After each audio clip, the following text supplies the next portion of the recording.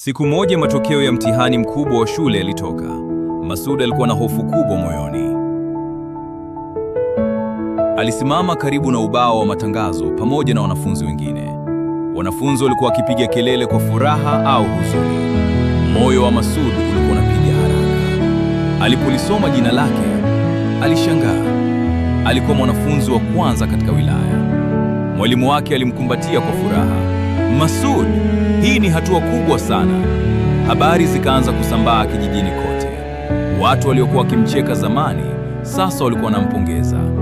Kupitia matokeo hayo, alipata ufadhili wa masomo kuendelea na elimu ya juu. Alipoenda kumwambia mama yake, macho ya mama yake yalijaa machozi. Mwanangu, umeleta matumaini mapya katika familia yetu.